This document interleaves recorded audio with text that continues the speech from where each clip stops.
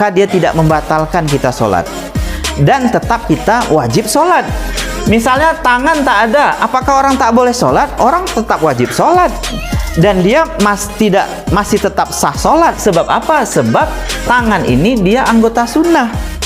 Kalau seandainya orang tidak punya telinga, misalnya dia tuli misalnya, maka tetap dia wajib sholat dan dia masih sah sholat. Karena apa? Karena telinga ini anggota sunnah. Yang tidak boleh terlupa itu adalah anggota wajib, yaitu ruh kita tersebut. Maka itu saya sebutkan kemarin pada minggu yang lalu tersebut, ketika kita sholat itu wajib ruh kita itu yang berlaku ketika kita sembahyang tersebut. Kalau seandainya ruh ini yang tidak berlaku, ketika jasad ini yang berlaku, ruhnya hilang, maka sholat kita itu sebenarnya tidak diterima atau batal secara hakikat. Kalau seandainya yang ini yang berlaku. Selama ini Bapak Ibu, kebanyakan orang yang sunnah ini yang dia anggap wajib. Padahal sunnah tetap sunnah, wajib tetap wajib. Jadi sunnah tetap sunnah, wajib tetap wajib. Jadi mata, telinga, kaki, perut kita ini itu sebenarnya anggota sunnah.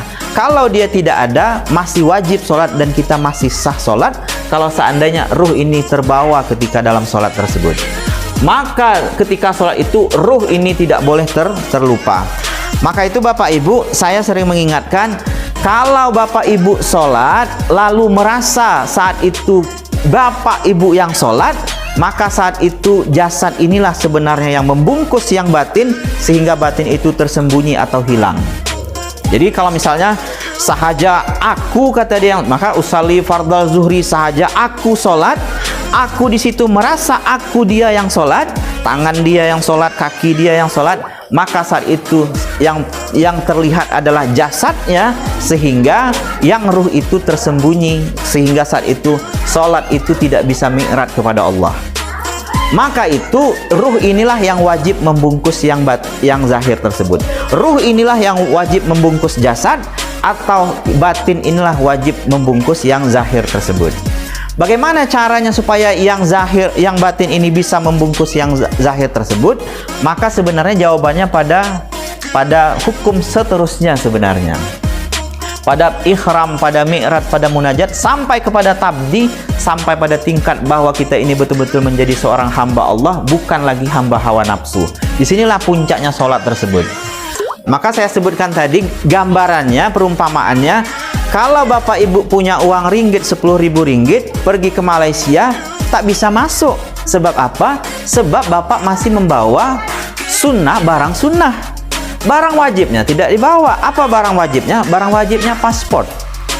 Paspor ada, uang ringgit tidak ada, bisa masuk ke Malaysia, tapi masuknya tak sempurna. Tak bisa belanja, tak bisa jalan-jalan, sebab hanya membawa yang wajib, yang sunnah tidak dibawa.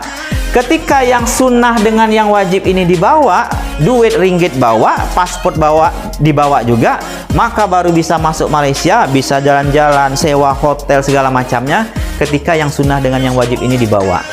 Maka dalam sholat itu sama juga Bapak Ibu. Dalam sembahyang itu sunnah dan wajib ini wajib beriring, tetapi yang wajib inilah yang membungkus yang sunnah tersebut.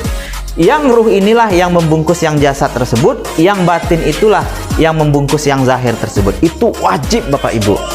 Maka dirasa-rasakan betul ketika sholat itu, saat itu yang membungkus diri kita ini adalah yang batin tersebut. Maka bagaimana cara untuk memesrakannya? Saya sudah sebutkan pada minggu yang lalu. Cara memesrakan supaya kita dapat membungkus yang zahir tersebut, yaitu kalau kita misalnya datang ke tempat orang jenazah. Bapak Ibu kan sering datang orang pergi takziah kan Bapak Ibu. Maka pergi takziah tersebut, waktu kita takziah melihat mayit tersebut, jangan hanya sekedar bawa beras, jangan hanya sekedar bawa uang, kasih uang, doa, pulang. Tapi buka Bapak Ibu mayit tersebut. Jadi kalau ada mayit itu sedang baring di situ, buka mayit tersebut. Maka pandanglah, jangan takut, karena dia sudah tidak lagi berlaku. Kita tempeleng pun jasad tersebut tak akan melawan dia, karena dia sudah tidak kehilangan ruh dia. Buka jasad tersebut, maka kita lihat, kita analisa, kita rasa-rasakan. Oh, jasad inilah, yang seperti inilah kenyataan diriku yang sebenarnya. Dua bola mata ada tapi tak bisa melihat. Dua telinga ada tak bisa mendengar. Dua kaki ada tak bisa berjalan. Dua tangan ada tak bisa menggenggam. Lidah ada tak bisa berkata-kata. Hidung ada tak bisa bernapas. Begitulah sebenarnya kenyataan dari jasad kita ini. Kenyataan dari mayat tersebut. Maka ketika kita sudah mampu merasakan bahwa kenyataan diri kita ini seperti jasad tadi, ketika dibawa sembahyang, maka ketika takbir itu Allahu Akbar, maka saat itulah kita merasakan atau saat itulah kita membungkus yang zahir ini dengan yang batin. Ketika sudah terbungkus yang zahir dengan yang batin, maka sebenarnya itulah qasad tersebut Bapak Ibu.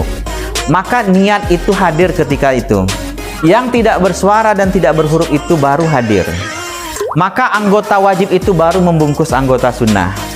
Maka barulah kita sampai tingkat ihram, yaitu saat itu yang ruh itu membungkus yang jasad atau batin itu membungkus yang zahir tersebut. Maka baru itu ketika sampai pada tingkat ihram tersebut baru bisa kita itu mi'raj. Kalau kita dengar kata mi'raj tersebut kan kita ingat tuh sejarah Rasulullah itu Isra Mi'raj, bertemu dengan Allah. Maka sebenarnya umat Rasulullah ini juga ketika dia sholat itu sebenarnya dia juga bertemu dengan Allah. Kalau seandainya dia bisa mi'raj sampai pada tingkat bisa menjadi hamba Allah tersebut, bisa juga bertemu dengan Allah dalam sholat tersebut.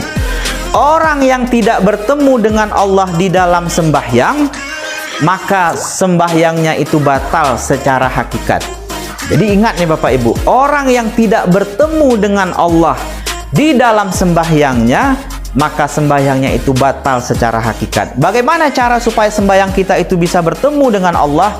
Maka orang wajib mulai dari qasadnya sampai ta'aratnya, ta'innya juga sudah tuh ihramnya, sampai pada akhirnya nanti dia sampai pada tingkat tabdi, yaitu benar-benar menjadi hamba Allah. Saat itu pasti dia bertemu dengan Allah di dalam sholat tersebut.